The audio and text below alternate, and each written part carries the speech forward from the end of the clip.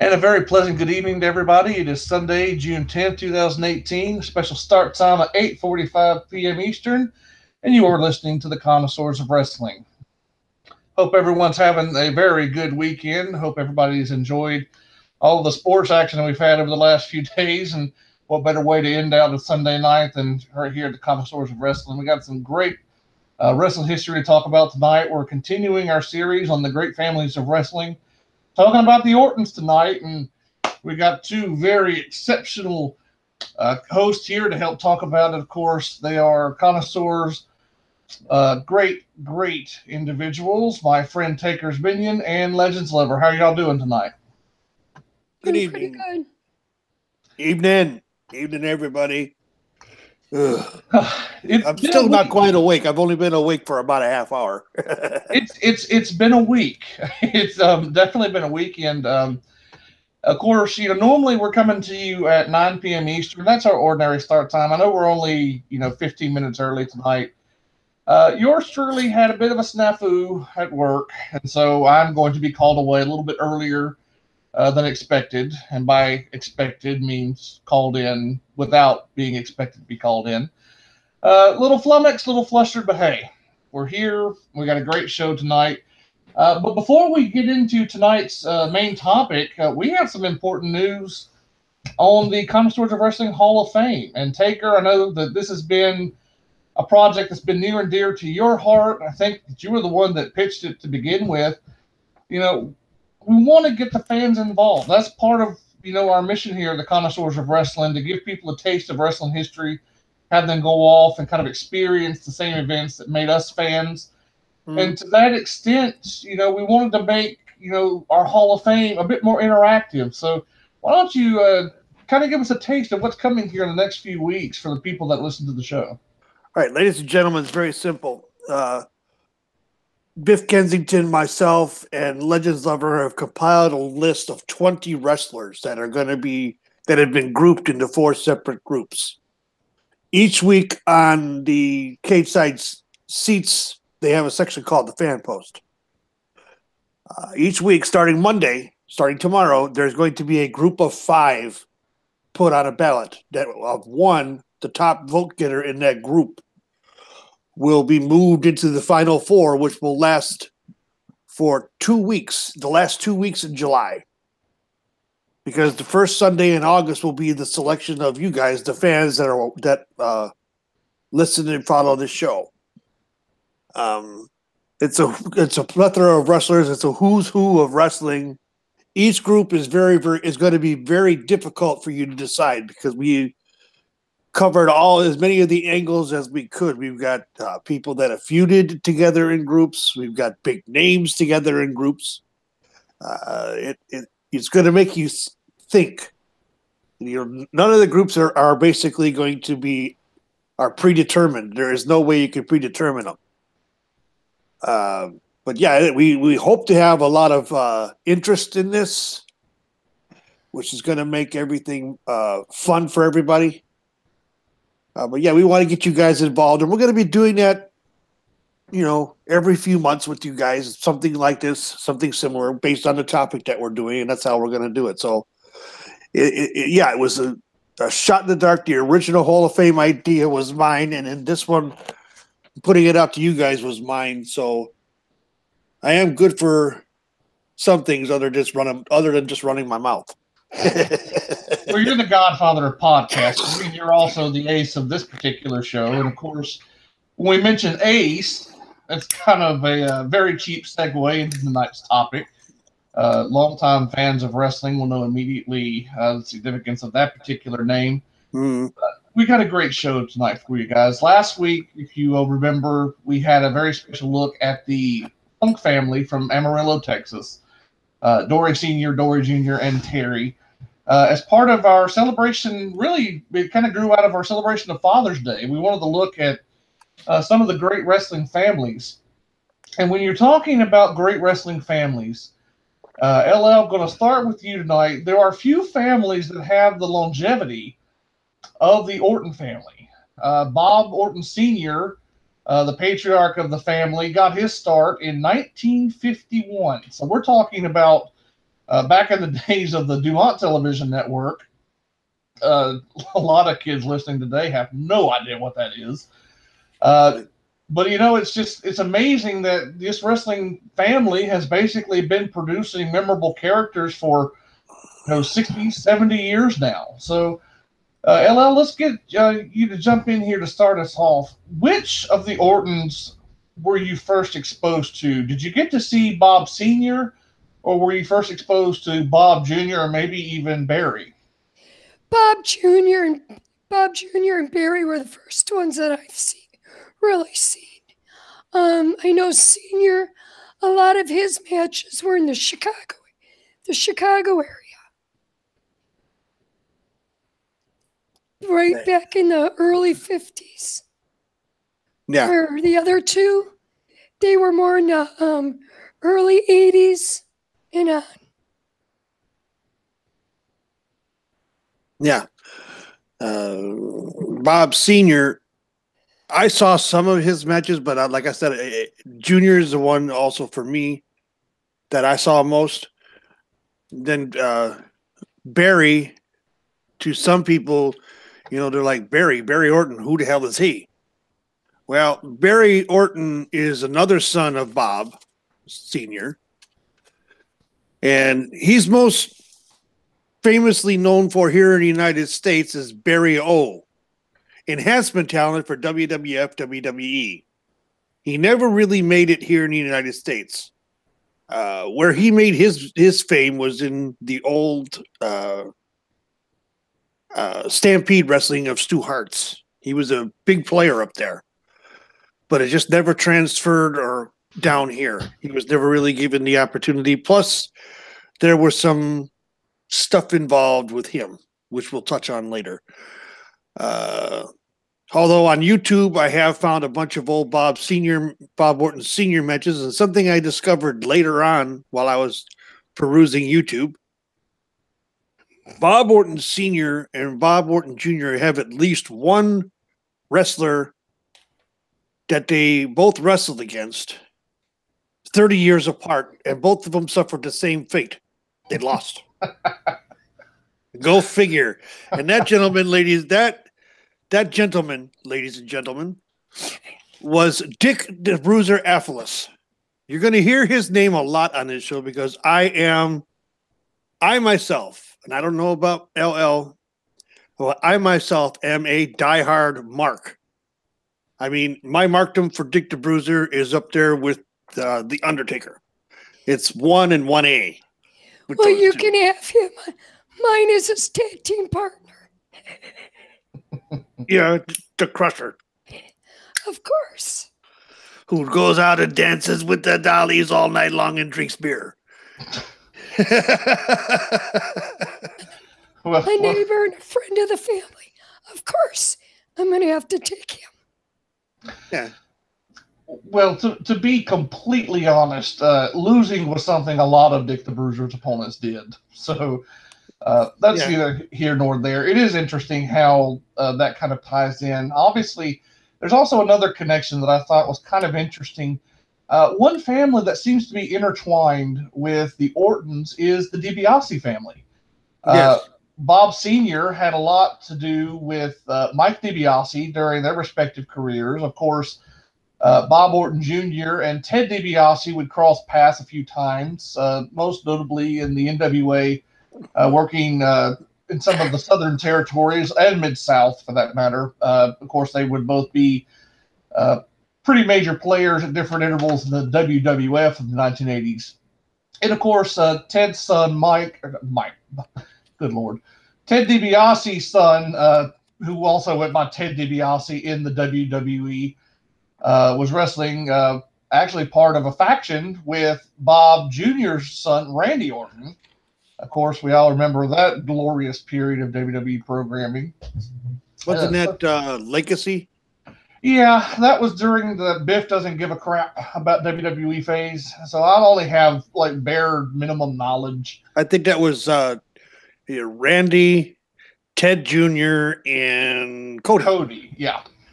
Cody was also a part of that. Of course, Cody is kind of interesting. He's gone on to more fame outside of WWE, arguably, than he had in it. But that's neither here nor there. It's just interesting, you know, when you get a family like the Ortons that have been around for as long as they have, they're going to cross paths with some interesting people. But, you know, you're talking about a family whose, you know, experience in the business goes back more than half a century. You know, Bob Sr. is wrestling at a point in time where pro wrestling is breaking onto network television in the 1950s. Of course, Bob Sr. has a lot of experience in groups like the AWA, wrestled occasionally in the NWA. He also had a cup of coffee a couple times in the WWWF. Yes, he did. Had a match with Bruno Sammartino at Madison Square Garden, as a matter of fact. That's quite the accomplishment. That's something you definitely don't forget, especially in the era when Bruno was champion the first time. Bruno was it in Northeast. Yeah, you know? Bruno was to Madison Square Garden and the WWF what Hulk Hogan was to the WWF in the 80s and 90s. Absolutely. Especially the 80s. Yeah, it was the centerpiece of the promotion. It was, you know, the number one. You know, if Hulk Hogan was, you know, the king of the WWF, Bruno is the king of the WWF in the 60s and 70s. And so to get a main event with Bruno, that's a testament to the fact that, you know, you're well respected in the business. Obviously, Bruno, having as long a title run as he did, had quite a number of challengers, but to get to that point, you had to have some talent. And obviously, you look at the Orton family and Bob Sr.'s progeny. Barry Orton never had the career that Bob Orton Jr. had. But by the same token, you know, Bob Orton Jr. never had the career that Randy had. It's a very interesting story with this family. You know, the general rule of thumb is that each successive generation, the odds are good that the newest generations will not be as talented as the older generations. Now, there are some outliers there. You know, obviously, Ted DiBiase was more successful than his father, Mike. It's more common to see a Gagne or a Watts situation. You know, Eric Watts was never in the league of Bill Watts. Greg Gagne could never live up to the legacy of Vern Gagne. So, you know, sons and grandsons don't typically fare as well as their fathers. But in this case, it's the opposite. Yeah, it's the reverse here. It's each generation has had someone more successful than the previous. And, you know, we'll be talking a little bit about Barry Orton, the Zodiac, very famous little cult figure from Stampede Wrestling. He's also involved in some of the darker elements of the story here. The Ortons can probably be defined as the highest of highs and the lowest of lows. Mm-hmm. They've had some issues over the years, some inside the business, some outside the business, some pertaining to the business. The family has seen a lot of success. The Ortons are one of the most successful wrestling families there are. One of the biggest heel families there is, too.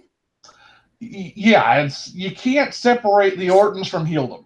Even as a babyface, Randy Orton, who's really the only one that's had any type of substantial babyface run, even Randy is always kind of that wily, can't trust him, kind of dark figure.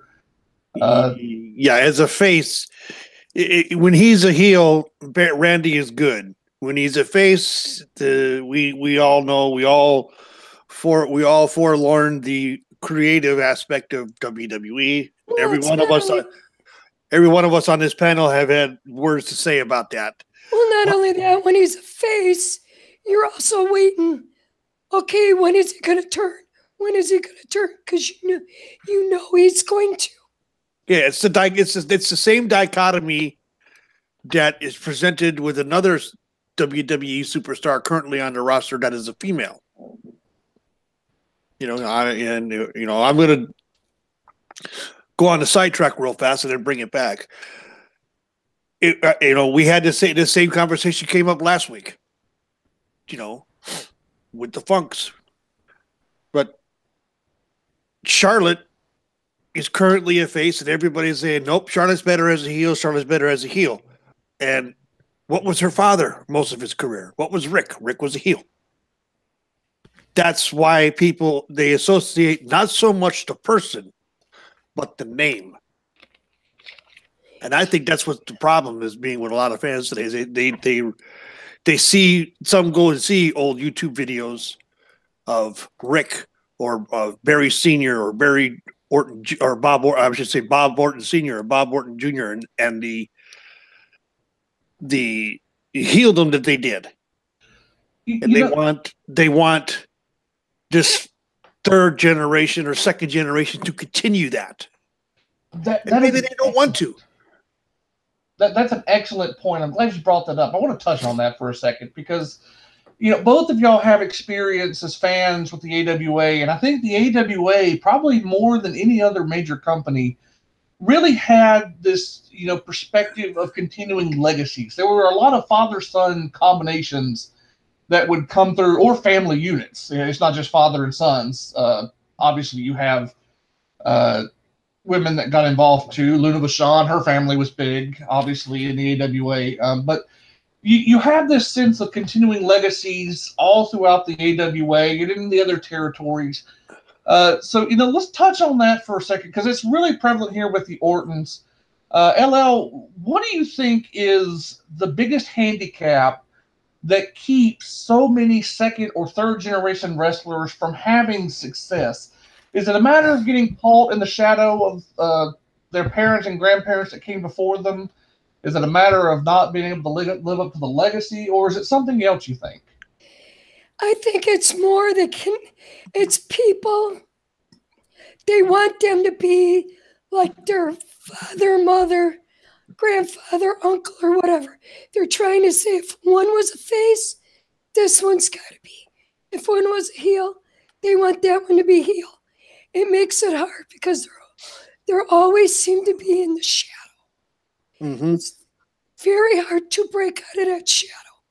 There's only one wrestler I know that really was able to break out of the shadow of his brother, and that was Owen Hart. He was always in the shadow of Bret. He actually broke out. That was one of the only wrestlers I've seen that actually succeeded on breaking out of that. I agree. I mean, here again, I'm going to use the analogy I also have used in the past of Dale Earnhardt Sr., Dale Earnhardt Jr. Dale Earnhardt Sr., one of the most beloved racers in NASCAR. I didn't care for the man. I didn't care for the man as a racer. Okay, he was beloved and nasty. Huh? He was beloved, but he was a nasty racer. Yeah, he was a nasty, dirty racer. He, tragically was killed in an accident at Daytona in '92, I believe, wasn't it, Biff? Dale Sr. passed away the Daytona 500 2001. All right, 2001, excuse me. All right. He was tragically killed in an accident that he'd walked away from 100,000 times. It was just a freak accident that killed him. His fans switched over to Dale Jr., and all they wanted him to be was Dale Sr. reincarnated. And he could not do it. He says he didn't want to do it. Mm-hmm. And it pissed off a lot of fans. Well, ladies and gentlemen, Dale Earnhardt Jr. has since retired, not because of the fan pressure, but because of concussion issues that he's having. Plus, he's married and has got a new child. I think he just had a daughter recently. So, but here again, he was stuck under his father's shadow for a lot of years. Dale Jr. knew he was not going to be anywhere near his dad. He says, I'm nowhere near I have nowhere near the skills my father had, and I'm going to do my own thing. This is the problem that I see. You mentioned something about the AWA. I'm going to make a perfect example. Vern Gagne was a face of all faces in the AWA. Held the title for the longest time. Greg debuted, was a face. Never in his entire career that I'm aware of did Greg turn heel. I think had Greg turned heel, he would have had more success than his father. Well, I did see one match. He was a face in it with Buck Zumhoff as a partner. This was in Hawaii. But he had a lot of heel tendencies in that match. It was when Bret Hart. It was a match when Bret Hart first came out. Yeah, but like I said, he never turned full on heel. No, he did have a lot of heel tendencies there that started to show, but you never see him fully develop. Another family that is famous in wrestling, the Von Erichs. Fritz was a heel. The boys were faces. Fritz was smart enough to realize that in order for the boys to succeed, yes, I control the territory they're in. But he also knew it would be smart to let them be faces than to carry on a legacy of being heels. And the boys were more beloved. Mm-hmm. And with the boys being more beloved, in the end, got Fritz loved. Yeah. That transferred onto the Fritz from the kids. So there is precedence there. I think the Von Erichs, Greg Gagne does too, also, and to an extent. But I think the Von Erichs are pretty much the poster child for, the danger of expectation. They had so much laid on their shoulders, so many expectations, so much pressure to perform. Basically, they were entrusted by their father to carry the promotion in world class, and so, that pressure wound up, being very harmful and destructive. Yeah, it did, but I wasn't talking. I wasn't going there about that. Well, what I was saying was, Fritz was a heel. The boys were faces. And the boys were all baby faces. They were all white meat baby faces. Every one of them. Well, there's another family you can look at like that too. You got the Wyndham and Rotunda family. IRS was a heel. Barry Windham could be a face or a heel. He did better as a heel. His father was a heel. But then you look at Bo Dallas and you look at Bray Wyatt. What are they? They're more heels. Bray is becoming a little bit more face now. And Bo Dallas and Curtis Axel are becoming a very beloved tag team, even though they have heelish tendencies. They're comedy relief. But the thing about it is that they're over bigger than snot. They're doing things differently. They switch back and forth instead of following the family way. Some the fans will allow to do that. Others they won't. And Charlotte is one that they're not allowing. The fans want her as a heel. The Ortons, they do better as heels. Randy needs to be a heel. He does better. Randy is better suited as a heel because of his mannerisms. Yep.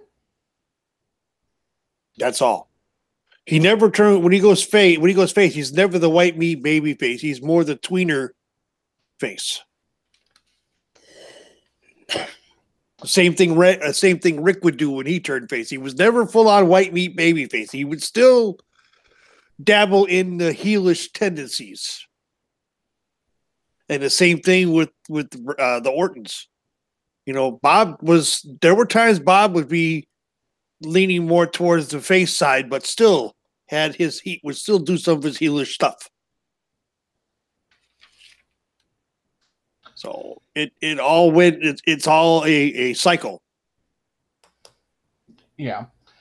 Well, the bottom line is this, and just to kind of tie this point together, it's when you talk about the expectations of, a legacy to fulfill, whether that translates into being the same type of heel or babyface that your parent or grandparent was in the ring, whether that comes into the legacy that you're trying to foster with the family or pressure that may come from working for, your family. It's all a matter of living up to lofty expectations that seem to be placed on second and third generation performers, expectations that really aren't there for other people in the business. It's only something, the only way you really fully appreciate what second and third generation wrestlers go through is if you are a second or third generation wrestler. There is an added pressure, and it's almost as if there is some sort of unwritten rule that second and third generation workers should get the wrestling business immediately. Like, they grew up in it in a lot of cases. Just because of the nature of the business, it's hard not to grow up in it. When, your parent or your grandparent, they're on the road, all the time. It's just something that's pervasive in your life. And so there's almost this unwritten rule that people that have famous fathers or grandfathers or famous mothers, for that matter, they're supposed to be able to pick it up immediately. And that's not always the case. That's one of the reasons that so many second and third generation workers, they just don't have the kind of success that those that came before them did. And that's what makes the Ortons stand out, really. They've not only had, success throughout the generations of their family's involvement, but they've increased from generation to generation. And that's a good point to talk about Bob Orton Jr. here, who more so than his brother, was very much a mainstay in the wrestling scene in the 1970s and 80s. We were talking before we went on the air taker, Bob Orton Jr. obviously was probably a bigger star than his father, but he absolutely was a better in-ring competitor. Bob Orton Jr. doesn't get enough credit. He was really good in the ring. Yes, he was. Bob Jr. Was in today's times, they would consider his work rate to be very poor. But the style of wrestling during the era that Bob Jr. was in was different. There was more, mat wrestling, grappling, chain wrestling. You didn't see a lot of the high-flying moves. Yes, Bob Orton Jr. was one of the first ones to use the superplex off the top rope. Now that's a signature move in most every match. You will see either it hit or you will see it attempted. Speaking of signature moves, Randy Orton has the RKO. It's a signature move, but Randy Orton isn't the one that came out with it. No. Bob Orton Jr. actually used that in 1987 against Don Morocco. 16 years before Randy Orton used it. And the RKO is not a signature move. It's a protected finisher for Randy. Yep. More often than not, when he hits the RKO, the match is done. That's a signature finisher. And what's so weird is people believe that it was his, but his father used it back in 87. And ladies and gentlemen, if you don't believe it, it's on YouTube. It's there. Look up Bob Orton Jr. and RKO, and you'll find it. Yeah, it's against. I didn't believe it either until I saw it, and I was like, "Holy crap!" It's against Don Morocco in Madison Square Garden. Kind of interesting, too, because Bob Orton Jr. and Don Morocco actually formed quite an interesting tag team in the mid-'80s. But really, you can't mention Bob Orton Jr. without talking about his protege in the WWF, Roddy Piper. They had a very prominent association with one another in 84, 85. Bob Orton Jr., for whatever reason, he seemed to get around in wrestling in the 80s. He was very much a prominent tag team partner. We're going to talk a little bit here about Bob Orton's work in Mid-Atlantic wrestling, because everybody listening knows that I'm a Mid-Atlantic mark, and I've been chomping at the bit. But Bob Orton, he had a partnership with Randy Savage in ICW, which was an outlaw promotion that Randy's father, Angelo Poffo, ran. He worked with Randy there. There's some footage of them on YouTube from their ICW days. Randy sporting a 5-alarm beard in most of them.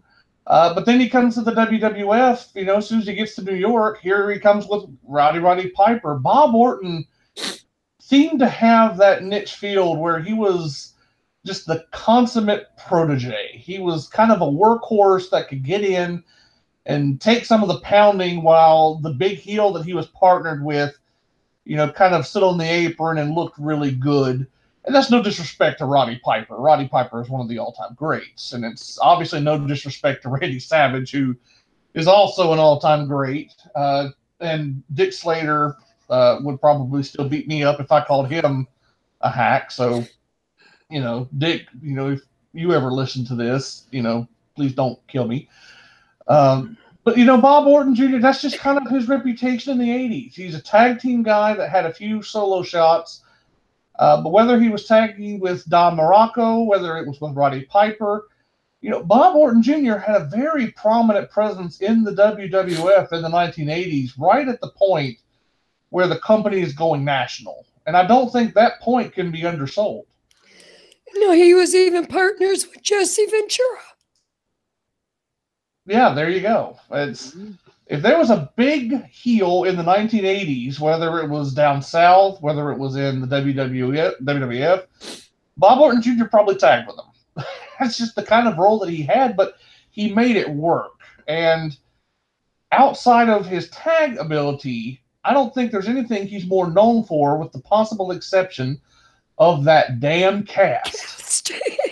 If you are a fan of wrestling from the 80s, it goes without saying, Bob Orton is a miracle of modern science because he had a broken arm for 20 years.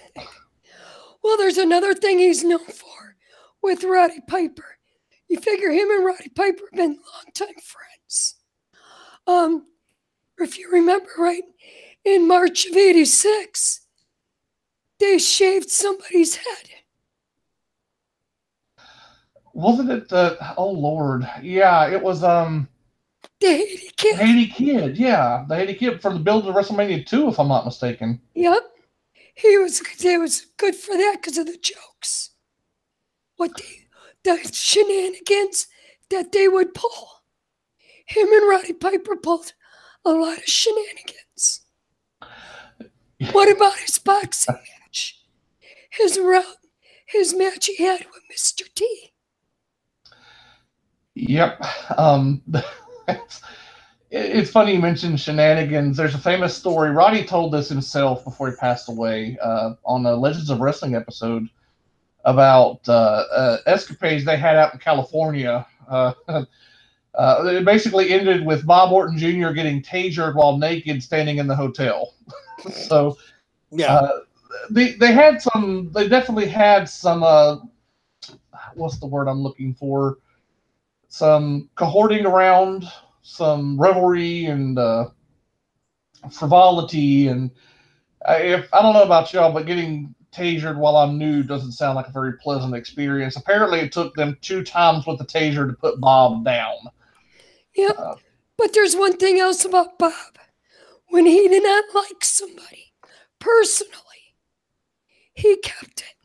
He did not believe celebrities needed to be in wrestling. He hated the idea of Mr. T being there. To this day, spoken on interviews he did, he still cannot stand Mr. T. He said he did not belong in wrestling. He didn't care if he was friends with Hulk Hogan or not. He did not belong in wrestling. I tend to agree with that. We don't need the Stephen Amell's and who was the guy that won the WCW World Championship? David Arquette. Yeah, we don't need the David Arquettes or the Jay Leno's or hell, the Dennis Rodmans and Karl Malones. We don't need that either. Don't need that stuff. But this is one thing. Whether he's a heel or not, he said that does not belong in wrestling. Wrestling is for people that have always been in it. So when you got them promos from Bob Orton Jr. and Roddy Piper against Mr. T, a lot of it wasn't just bullshit promo. A lot of it, they were speaking from their heart. They literally believed they did not belong there.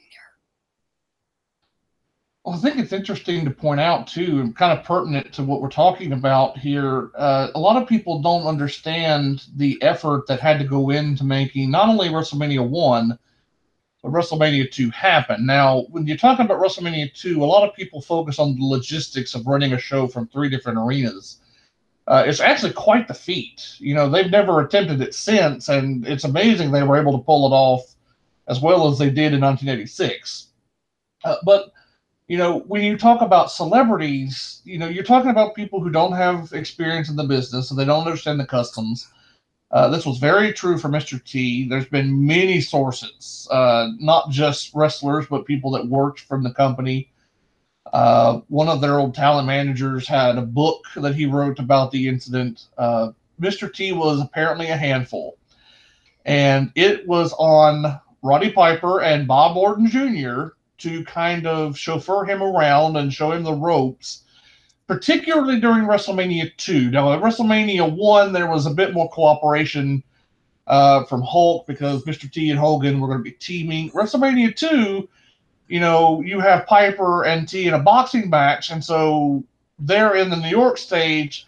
They're focused on that element of the promotion, so it's pretty much on Piper and Orton to kind of get T around. And what a lot of people may not remember is that Mr. T actually had 2 boxing matches that month.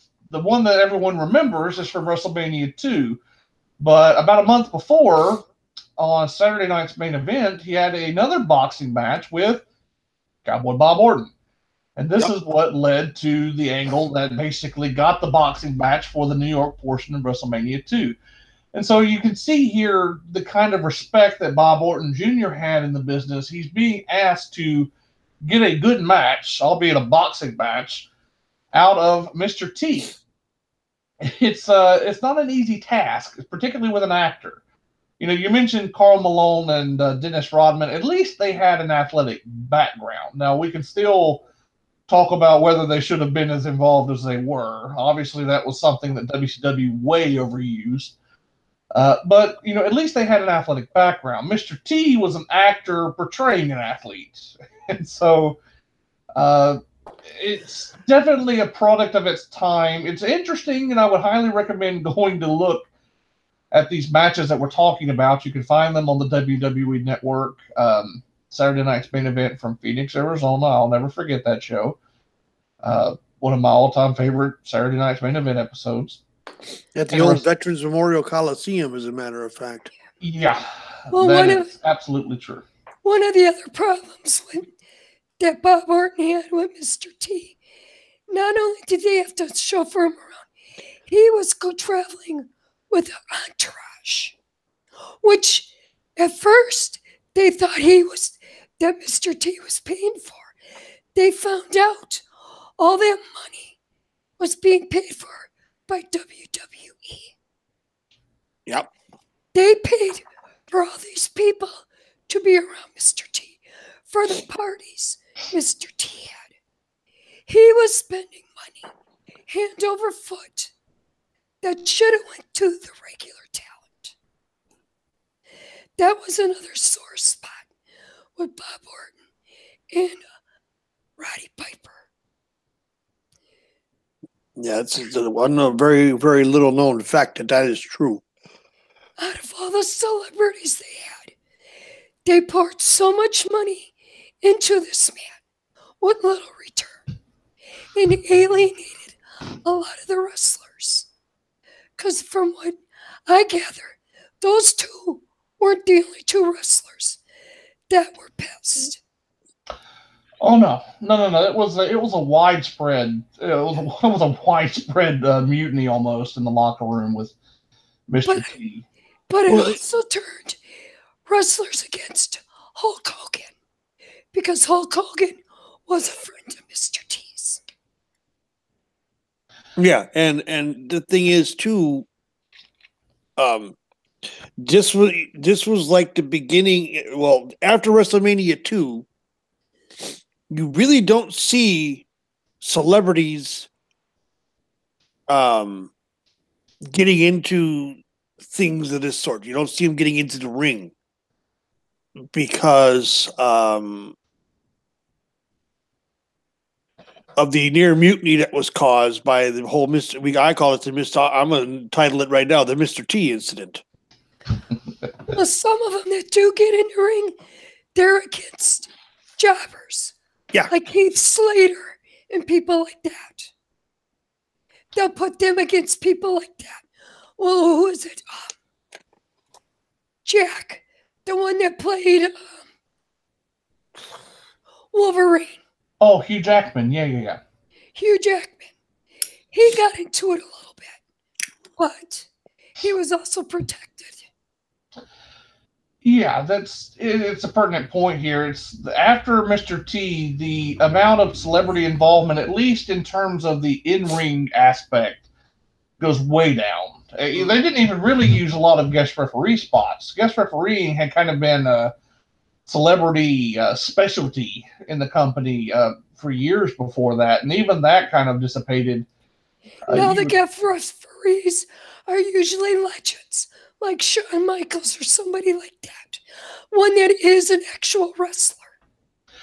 Well, yeah, that is true, but I'm talking about kind of like the Muhammad Ali types. You know, Muhammad Ali was a guest referee at the first WrestleMania. He was the outside referee. Muhammad Ali did a lot of work with the company off and on over the last 10 years of his pro career and into his retirement. You know, there's a clear delineation between what WrestleMania 1 was with the Mr. T aspect. You had Cyndi Lauper managing Wendy Richter.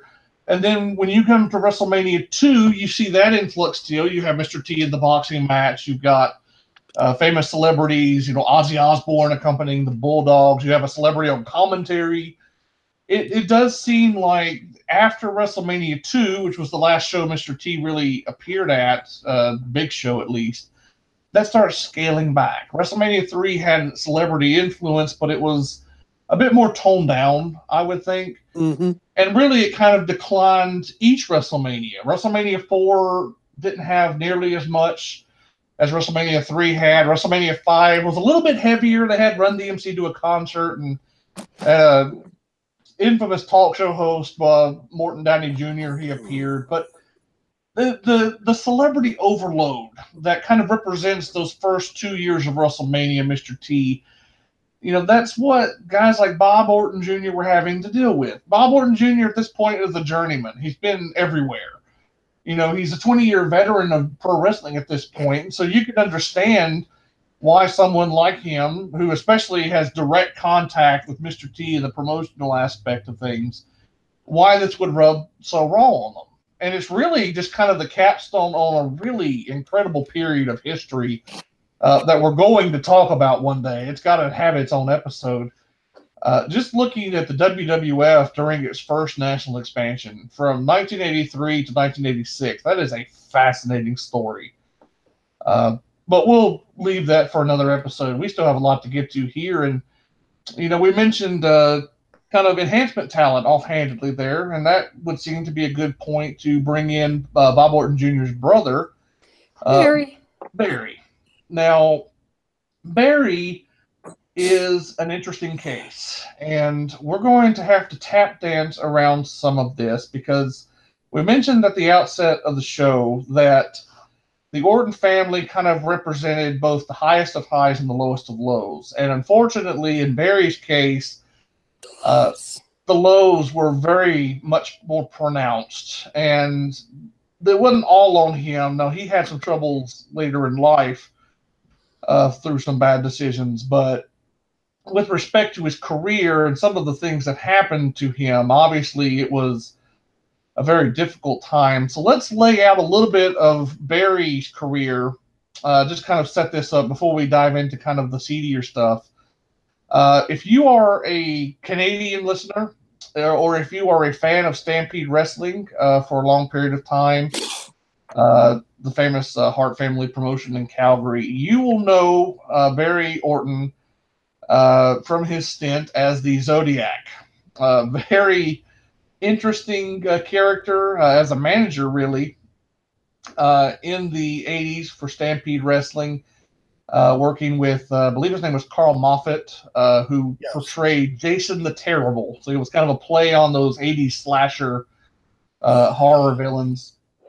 The promos were incredible. If you ever join us at Cage Side Seats, you may occasionally see me use the word discombobulate. I got that from Barry O. He used that in a promo one time. They would cut some trippy promos. It's like people were dropping acid. It's hard to explain what this was like. You had to kind of either live in Calgary and see it or experience it through some of the tape trading that went on in the 90s.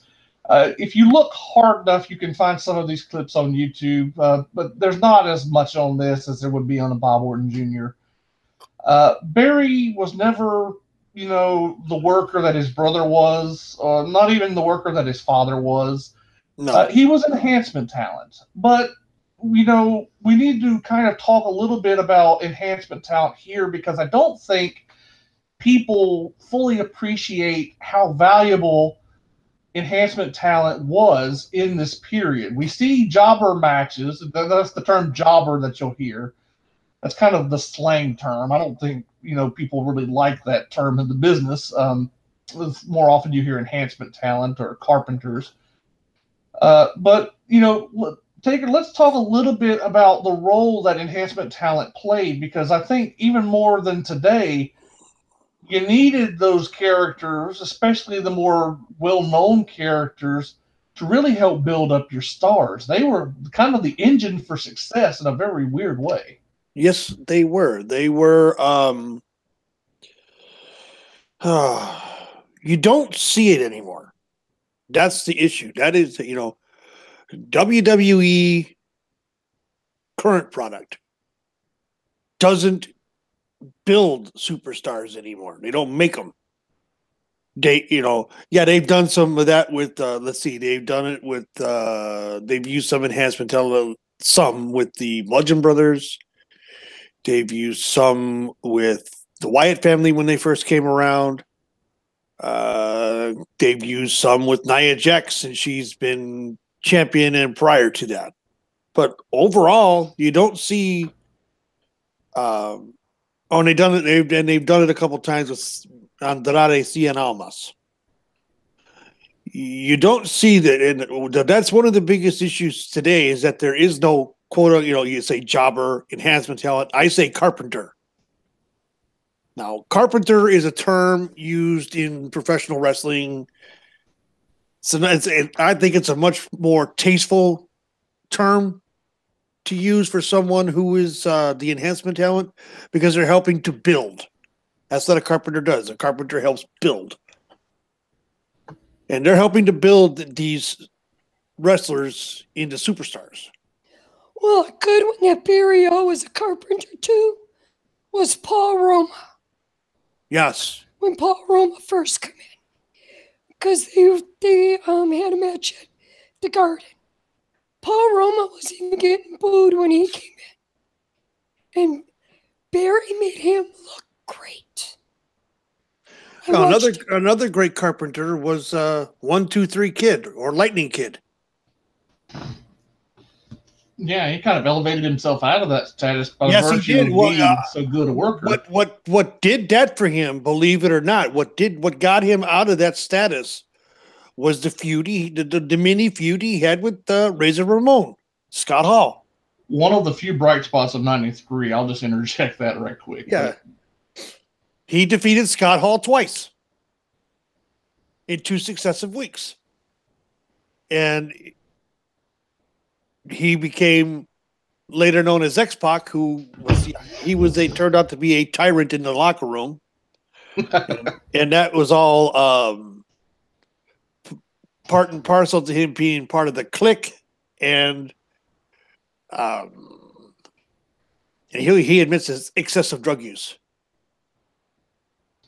He's since cleaned his act up and got his shit together, and he seems to be doing all right with himself now.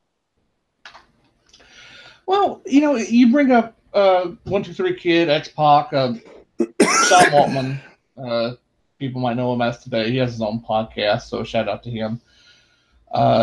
I think what is interesting, and like you were alluding to, Taker, it's something that modern fans don't have experience with watching the territories. It's just something they can't fully appreciate. When you watch Raw these days, and Raw's a perfect test case because this has kind of been the norm for WWE since at least the Monday Night War period. It's about 20 years that we've been under this current format now. Basically, you don't have enhancement talents generally. You might have them once every couple of months, if that, and only for the big monster characters like Braun or Nia Jax. I think Andrade Cien Almas is one of the few that's had kind of jobber matches since he came up. And generally, they only do that as part of a specific angle where they want competition. And you have guys on the roster today like Kurt Hawkins, who would, by the classic definition, be considered enhancement talent, although he's not really used that much.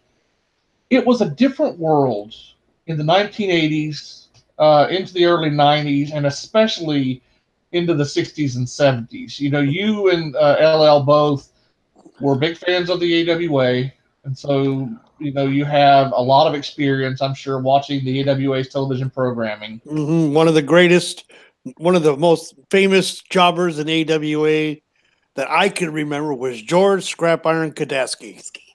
I love that name. Yes, and I know LL remembers his name. Oh yeah, because he no matter what, he always lost. Always, he would be right on the verge of winning, and something would happen, he'd lose. It's a classic jobber name. It was. He always made whoever he went up against look great. He did, and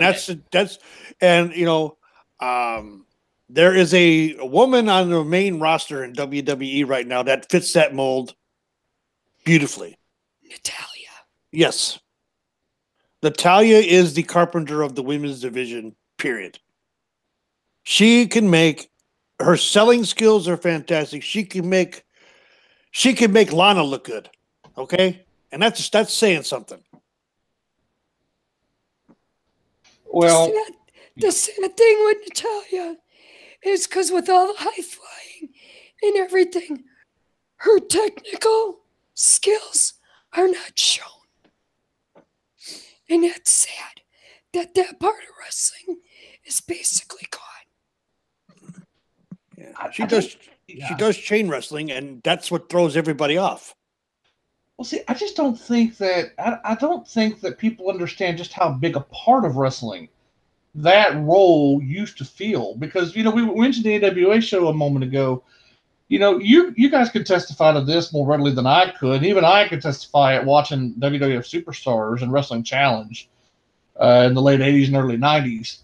The wrestling shows, they used to be 95% what we would call squash matches. There was enhancement talent was almost all that you saw. You would have the established stars wrestling against local guys, people that you'd never heard of.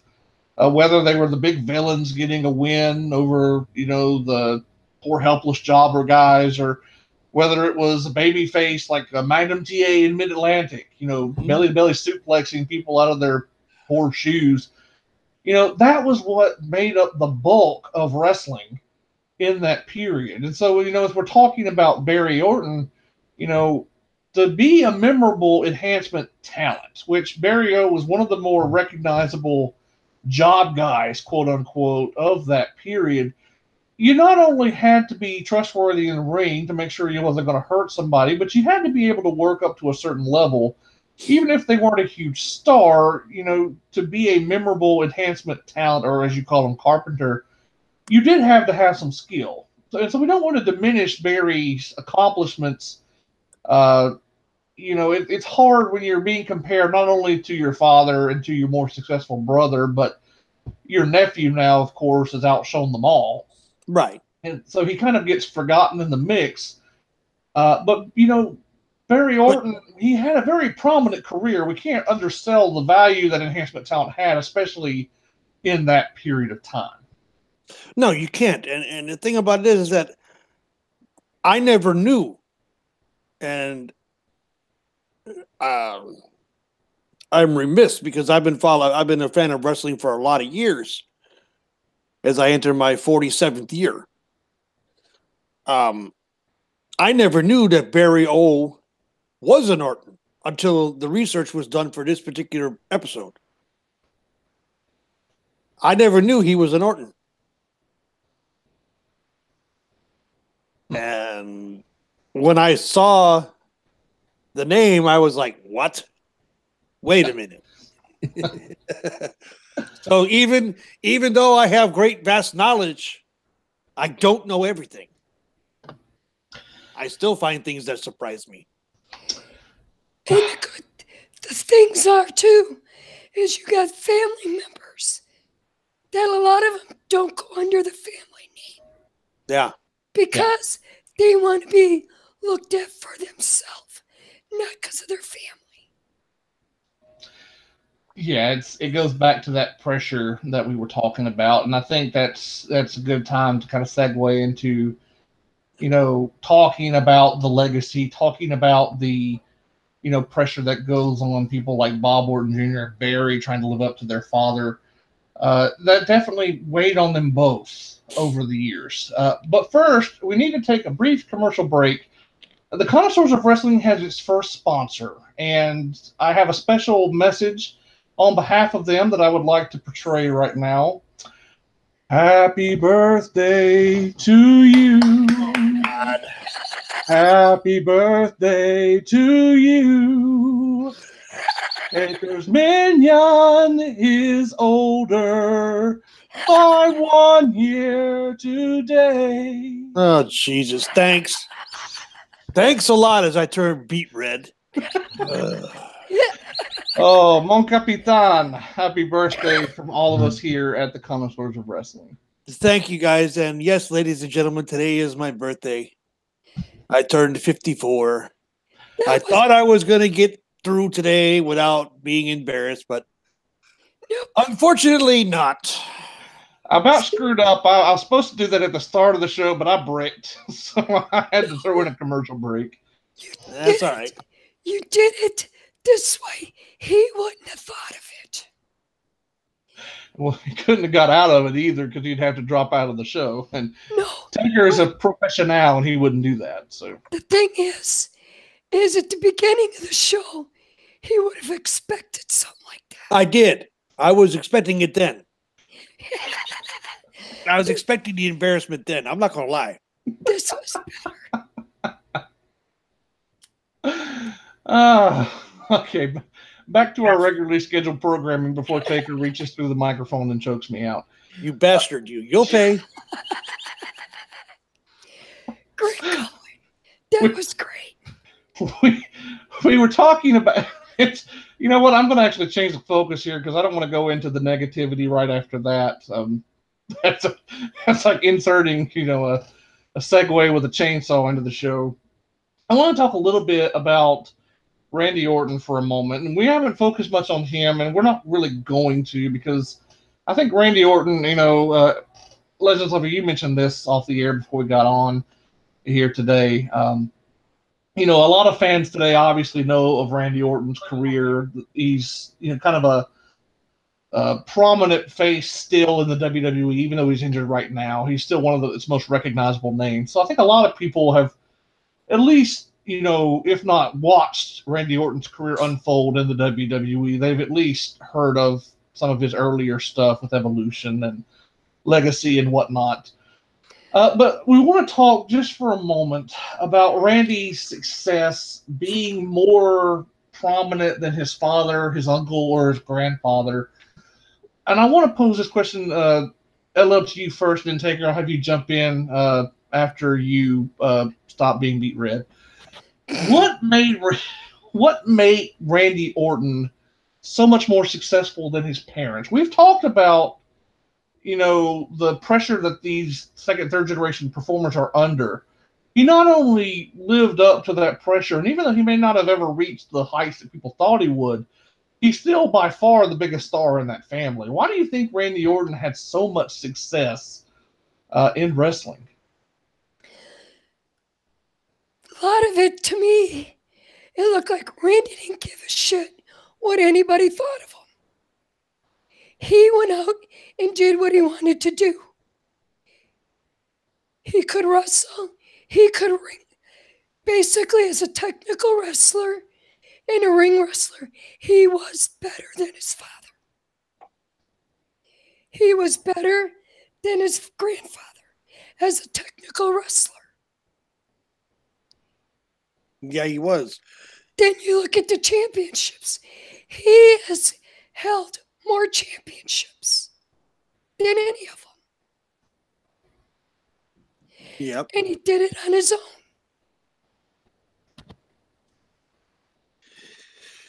Another thing about Randy that you're not touching on is that Randy was a natural. It was everything that he was taught was easy for him. And if you look at his matches are so fluid when he wrestles someone. He is still one of the greatest at calling a match on the fly in the ring. He could read the crowd. He can sense what the crowd wants. Agreed. Crisp and fluid, yeah. He's very crisp. He's very fluid. And, yeah, a lot of times he mails it in because people aren't up to his level. And that's the issue with see, here again, we go back to the need of the carpenters. WWE doesn't have them. You got highly talented personnel, highly talented performers, wrestlers on the roster like Randy or John Cena for that matter. Even though John Cena is only like 5 or 6 moves, he's excellent at those 5 or 6 moves. Cena can sell his ass off. But there is no talent on the roster, no enhancement talent to make the new people, the newer ones, look good enough to be in the same class.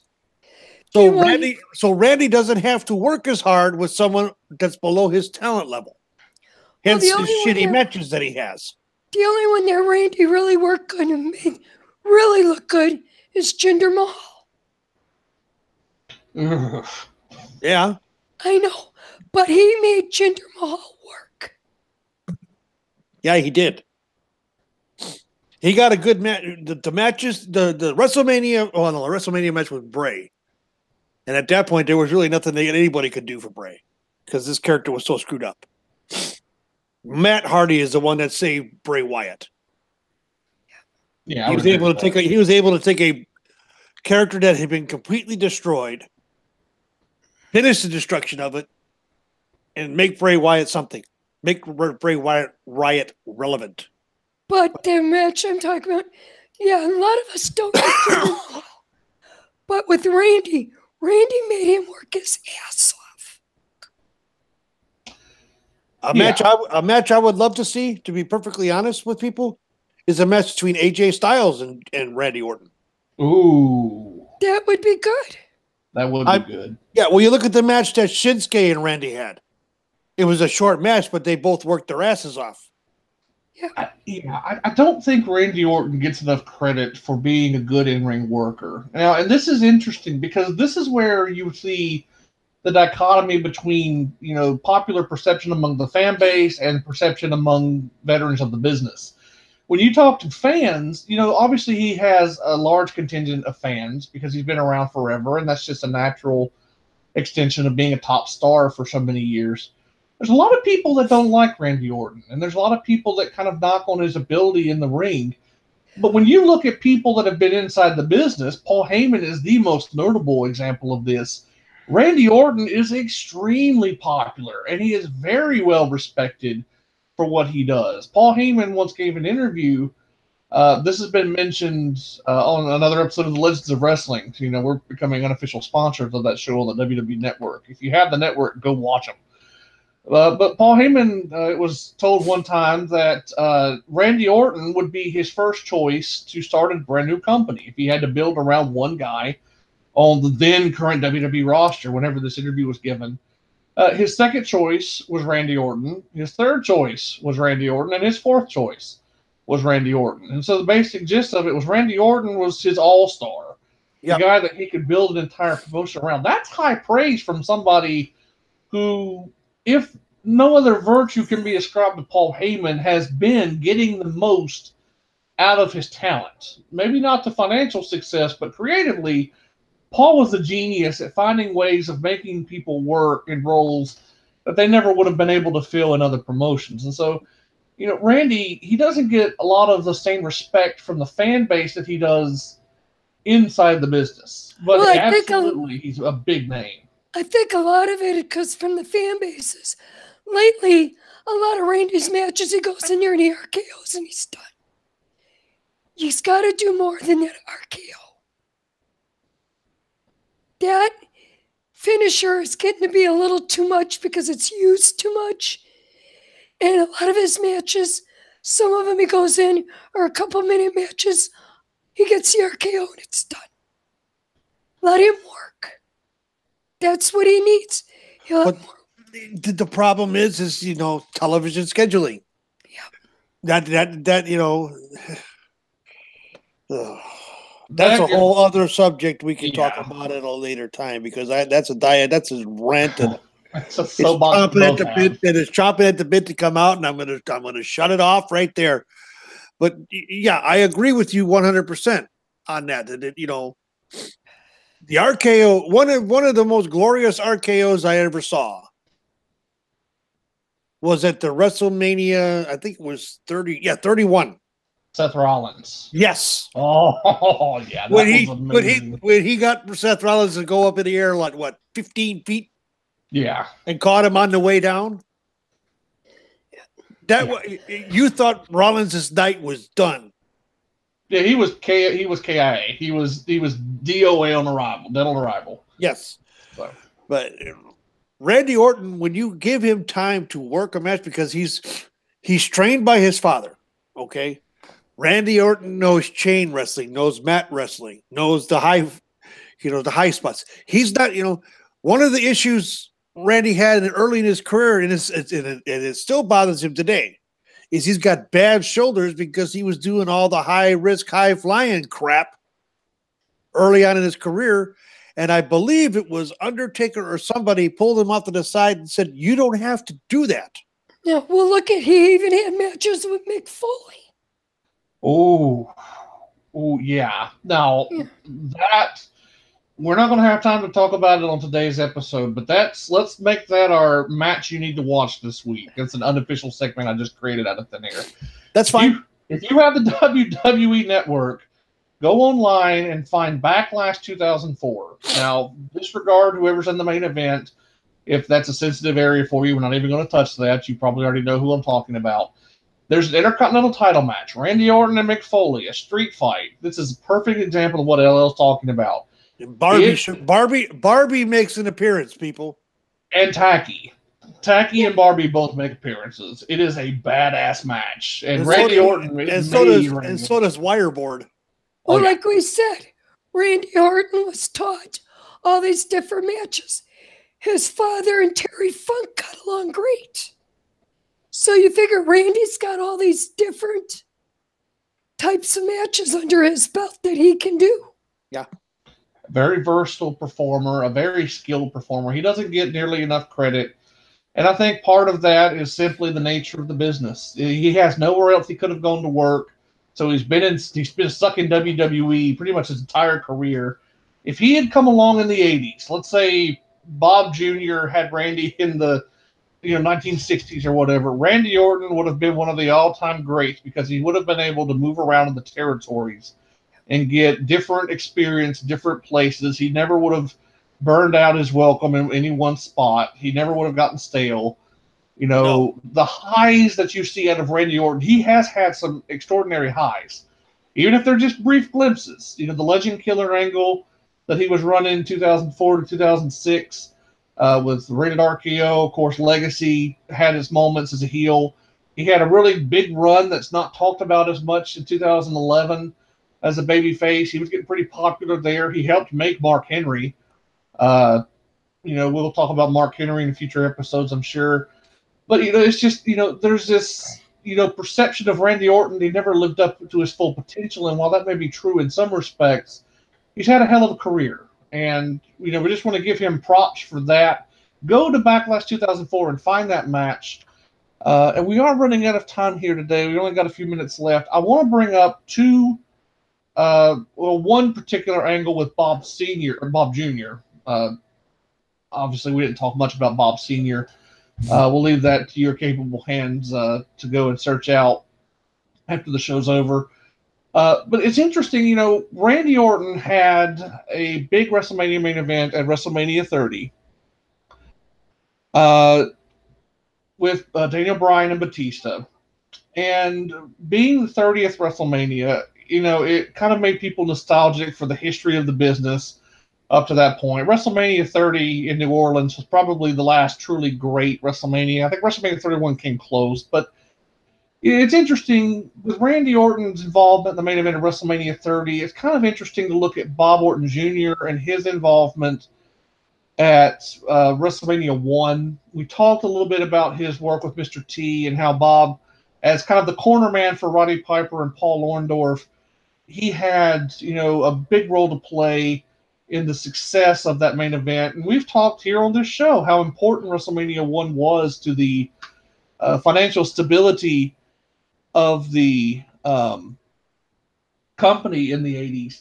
Bob Orton Jr. had another memorable angle for another memorable show, and a lot of people don't know this. And I might be putting LL and Taker here on the spot a bit. Bob Orton Jr. and Dick Slater had a role to play in the match between Harley Race and Ric Flair leading up to the very first Starrcade. And so it's interesting how Bob Orton Jr. has kind of a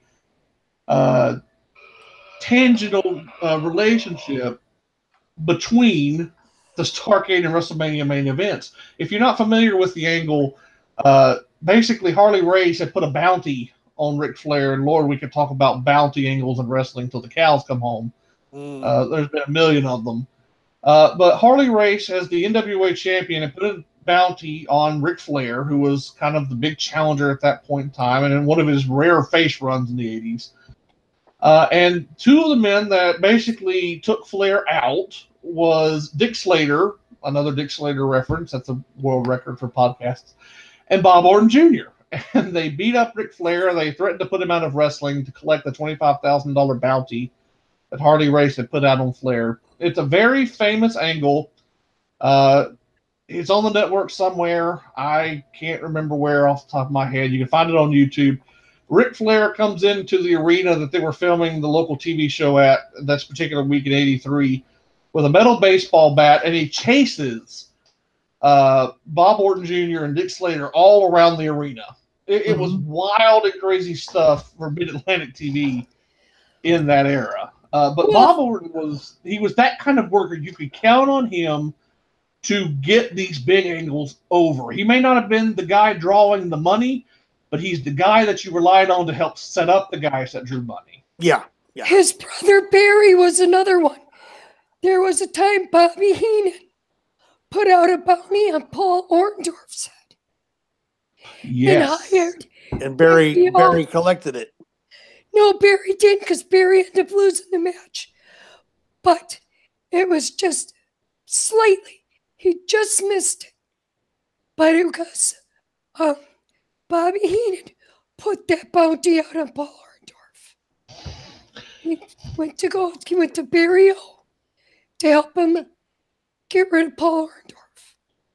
And I think Barry, we talk about Barry O, and I hate to end the episode on a down note, but this is too big a story not to talk about, and it's a story that needs to be told because I think it demonstrates, not only how far wrestling has come over the last 30 years, but it also demonstrates demonstrates the problems that have always been there and that we need to recognize as fans.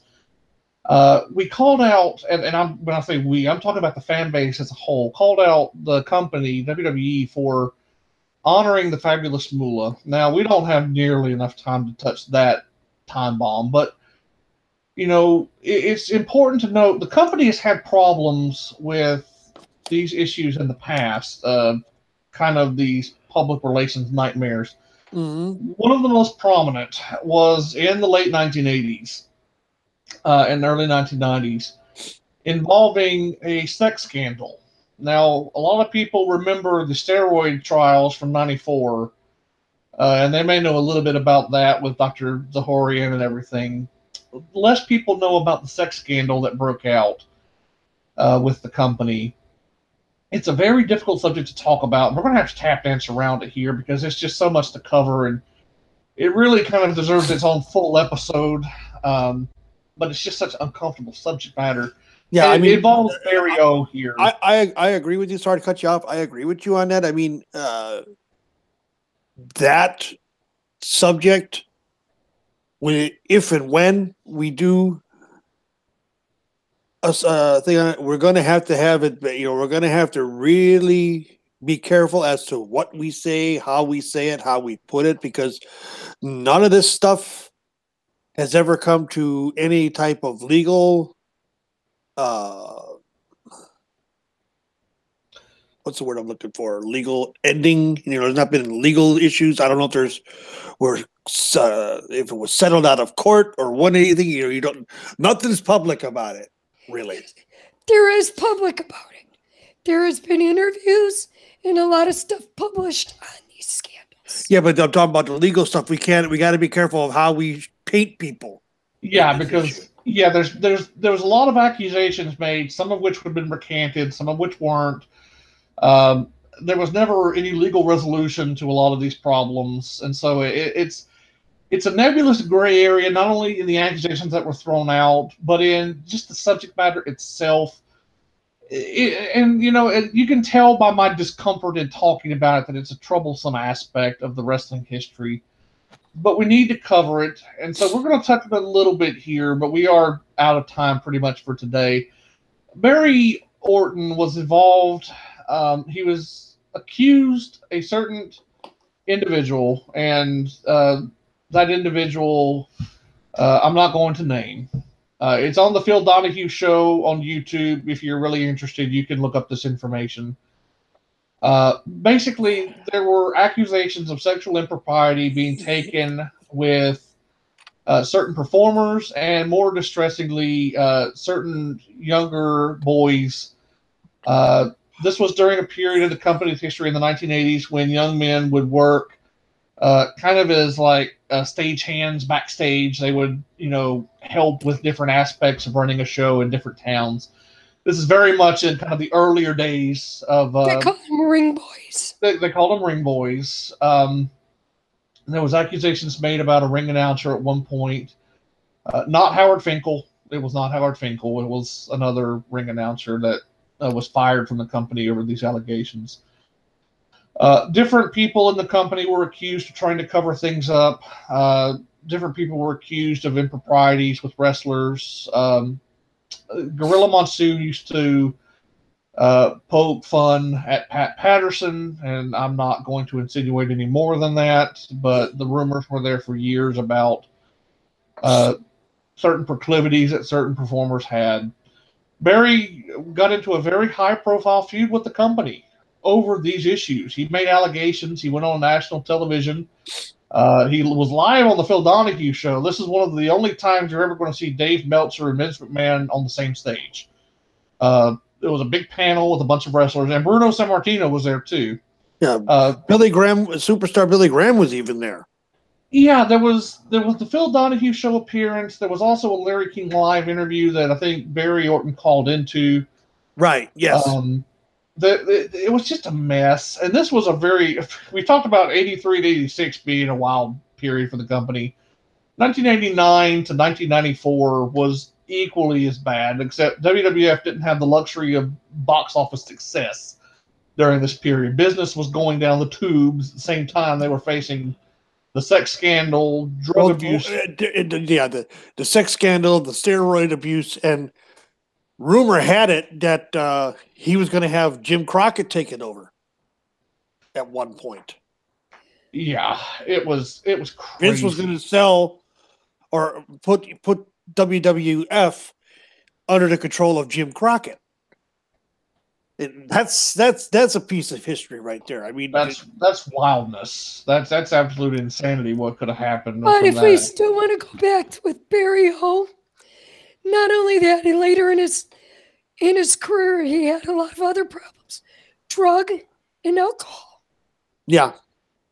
Yeah, it's Barry's had trouble. That's the main issue with a lot of wrestlers. They got into drugs and alcohol. Yeah, it sucks to end on a down note like that, but it is the Orton family in general is a testimony to the highest of the highs and the lowest of lows. There's been a lot of success in that family at different levels. From Bob Orton Sr., who is in like the ye olden days of wrestling on television. Bob Orton Jr., of course, had a long and prosperous career throughout the territories. Of course, he had his own controversy with The Undertaker a couple of years ago in WWE, which we'll talk about one day in the future. And then you get to the lows with Barry. Yeah, Barry, his troubles after wrestling, of course, the things that he had to go through in wrestling, the allegations that were made. So what helped him out of wrestling is he got a DUI and was in a car accident. Yeah, well, it's interesting to note Barry didn't have much of a career after the early 90s. And this was right around the time those allegations were being made. And that's around the time of the car accident, too. So there was a lot of issues where Barry got damaged.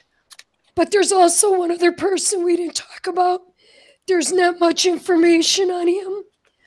But there is also another generation that is in wrestling now in the development center.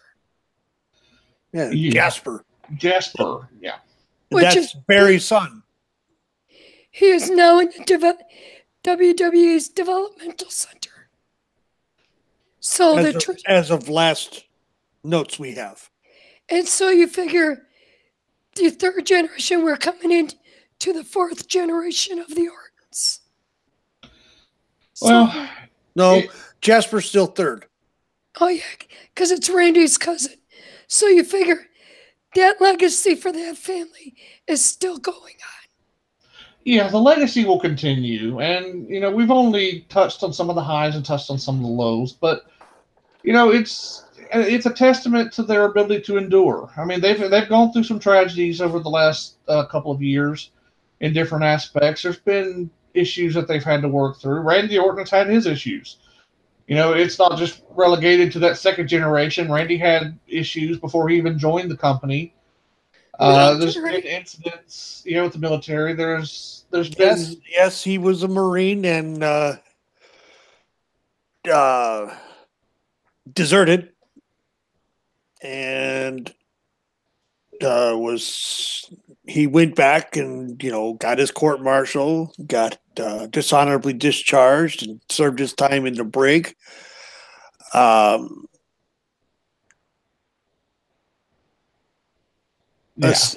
he just, I feel bad for him, but the thing about it is, technically, Randy's a convicted felon. Yeah, it's there's issues present, but that doesn't take away from the talent that the family had in each generation, and it doesn't take away from their accomplishments. Bob Orton Sr. had his own share of accomplishments. He wrestled some very prominent people in the 50s and 60s. Bob Orton Jr. had a tremendous career. Barry O, he had a tough career, a tough life, really, but his son being in the business, with Jasper kind of getting his start. I think it's good that family's legacy will continue even past Randy. Who knows what may end up happening with Randy's kids one day. Maybe they'll get in the wrestling business too. It's a family affair with the Ortons, and you take the good with the bad. But one thing is for absolute certainty, when you're talking about the best heels in the business, the Ortons have definitely got the market cornered. They've had a truly remarkable run of success. They've been with the business since it really began on TV. It's as far back as wrestling has been on television, the Orton family has been involved in some capacity. And so that's one reason we wanted to talk about them here today. We just, want to honor the great families of wrestling. And that's our theme here coming up this month. We're pretty much out of time here. We got some plugs we want to get to. Of course, we want you to be on the lookout tomorrow. We'll have the first ballot of our fan participation in the Hall of Fame that the Connoisseurs of Wrestling has put together. Be on the lookout for that. we will be preempted next Sunday, June 17th. That's the night of Money in the Bank.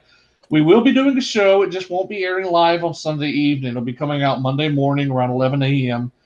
But there will be an episode next week. You'll just have to wait an extra day for it. We're preempted the weeks of the pay-per-views because we're all sadomasochists and we want you to have to watch the WWE pay-per-views.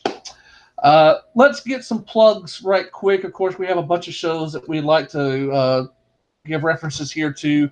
Some of these are weekly. Some of them are more sporadic, but they're all worth going out of your way to find. Of course, K-Side Seats has several affiliated podcasts, including the Better Boys Club, Brent Brookhouse and Ethan Page. They take care of that one. Of course, we also have, excuse me, Not Your Demographic with Stunning Stella and Enigma Aaron, Keeping Up with Kayfabe, Mark Riley, Jody May, Esquire, and Jack King. Of course, Bros Before Elbows with Anthony, Farron, and Tommy. We also have some unaffiliated podcasts that we also like to plug here. Two Guys, One Sport with Crazy Chris Colgan and George Curtin Jerker Atsaves. Fizzy's Wacky World of Wrestling. William Fitzpatrick had a great guest spot on the Shooting the Breeze podcast yesterday. Thank you very much, Fizz, for that. Of course, Ambrose Alley and Prince Moxley Lopez have the Violent Wrestling podcast. Match Fixin' with Don Sal Cusmano. That's over on Cedar Bridge Media. On Cedar Bridge Media. Wednesday Night Shooting with Tanya Rogers and Andrew M. Swift. Ringside Geeks and For the Love of Wrestling. That is Miss Monroe and her crew. Put those shows out. So definitely search them out. Gonna have to take one off the list. The Queen City Express is no more. I will go into that next week. For all two of you QCE fans out there, unfortunately, that one's no longer going on. But we do have the Ruthless Aggression podcast with my good buddy Full Metal Matt, covering the Ruthless Aggression era in WWE. That drops every Friday. We also like to tap into a couple of big podcasts here. Something to Wrestle, Conrad Thompson and Bruce Pritchard. Of course, Conrad also has What Happened When, show that he hosts with Tony Schiavone. And on the WWE Network, Something Else to Wrestle. That is currently on hiatus because of quote-unquote creative differences. We'll see. No. That one came out. It did come out. Came out Friday. I watched it this morning. It's about WWECW. Okay. So that was resolved. All right. No worries. And they're going to be out there. They're coming up with another one this week. It has to do with TNA AJ. Interesting. So, all right. So be on the lookout for that. Of course, we can't go off the air without plugging the Godfather's main show. Of course, the granddaddy of them all, as I call it, the Shooting the Breeze podcast that drops every Saturday morning at 11 a.m. Eastern Time, 10 a.m. Eastern on the weekend of the Big Four shows. That, of course, is hosted by our own incomparable Taker's Minion and Mr. Doc Sinju, past contributor to this year's show. The Connoisseurs of Wrestling drops every week, typically 9 p.m. Eastern on Sundays. Again, we'll be preempted next week. Catch us Monday morning, 11 a.m., new episode, our continuing series on the families of wrestling. Legends Lover, where can they find you during the week? They can find me at Windstorm64 on Twitter, and sometimes on the nightly and sometimes on the daily. Taker, where can they get you, good buddy? You can always find me on Kate's side at either the daily or the nightly. I'm more regular in those two. And you can always find me on Twitter at Takers_Minion. Hit me up there, give me a follow. And I'll usually follow back if you're a big fan of wrestling like I am. And Biff, where do they always find you? You can find me at Kate's Side Seats as Biff Kensington III. I'm typically in the daily and nightly threads. You can get me on Twitter at RealDealBiff. Whatever ends up happening with the podcast, we'll be sure to get that information out to you. If you click on the information box down below, we have our contact information written down. Of course, you can always email the show at connoisseursofwrestling@gmail.com. Tweet at us. Connoisseurs of Wrestling is on Twitter. And all our personal contact information down there if you want to reach out to the show. Had a few emails. Some people kind of reached out talking about how much they enjoy the show. Just want to thank everybody that's been making this show such a great success. We're proud to bring it to you. We're glad that you're enjoying it. We hope you really enjoy the Hall of Fame group balloting that we're going to be doing over the next few weeks. It's going to be a fun show. Next Monday, we'll be back with a brand new episode of the Connoisseurs of Wrestling. That does it for tonight, though. On behalf of Legends Lover and Taker's Minion, I am Biff Kensington. We've been talking about the Orton family here on the Connoisseurs of Wrestling. Have a great week, guys. Not